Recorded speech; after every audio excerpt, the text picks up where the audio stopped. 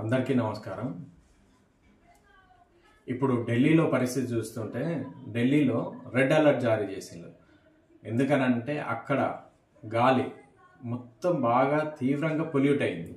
అంటే air quality index 656 పైన ఉన్నది. అంటే డేంజరస్. అందుకని చెప్పేసి అక్కడ ప్రభుత్వం కూడా అందరినీ కూడా వర్క్ ఫ్రమ్ హోమ్ చేయమని చెప్పేసి అని కూడా ఆదేశాలు ఇచ్చింది. ప్రభుత్వ రవాణాను మాత్రమే వాడుకోమని చెప్పింది. పూలింగ్ విధానాన్ని పాటించాలని చెప్పేసి అన్నది. అంటే మనకు చిన్నతనం నుంచి కూడా ఎయిర్ పొల్యూషన్ గురించి చెప్తూ వస్తూ ఉండేవాళ్ళు. కానీ దాని ఇంపాక్ట్ మనకు తెలియకుండా ఫ్యూచర్లో ఏమైతే సరే వీళ్ళు అంటేనే ఉన్నారు ఇట్లనే చేస్తారు అన్నట్టుగానే పోతూ ఉన్నారు. రాను రాను ఇప్పుడు మన కళ్ళ ముందే ఢిల్లీ గాలి పీల్చుకుంటే ప్రమాదం అన్న స్థాయికి వచ్చింది. కాబట్టి మనకు ప్రకృతి ప్రసాదించిన పంచభూతాలు ఏవైతే ఉన్నాయో గాలి, నీరు, నిప్పు, భూమి ఏవైతే ఉన్నాయో మానవులు వచ్చిన తర్వాత ఈ భూమండలాన్ని ఎంత పవిత్రంగా ఉందో అంతే పవిత్రంగా ఉండడానికి ప్రయత్నిస్తే బాగుంటుంది. ఇది మనం ఉన్నాము, మనం ఎంజాయ్ చేస్తున్నాము, మనం అనుభవిస్తున్నాము.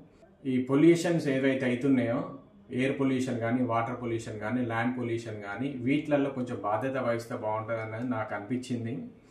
ఇప్పుడు మనం చూస్తున్నాం ఢిల్లీ మన ముందున్నది. రేపు బొంబాయి అవుతుంది, చెన్నై అవుతుంది, కలకత్తా అవుతుంది, హైదరాబాద్ కూడా అవుతుంది. చిన్న చిన్నగా మళ్ళా పల్లెలలో కూడా వస్తుంది. ఇది ఎయిర్ పొల్యూషన్. మన ముందున్నది ఇంకోటి కూడా పెను ప్రమాదం పొంచి ఉన్నది ప్లాస్టిక్ రూపాయన. ప్లాస్టిక్ గురించి మన చిన్నతనం నుంచి కూడా ప్లాస్టిక్ డేంజరస్. ప్లాస్టిక్ అసలు భూమిలో కరగదు. ఈ ప్లాస్టిక్ నదులలో కూడా కొట్టుకపోయి అన్ని నదులు పొల్యూట్ అవుతున్నాయి, సముద్రాలు కూడా పొల్యూట్ అవుతున్నాయి అని అంటున్నారు.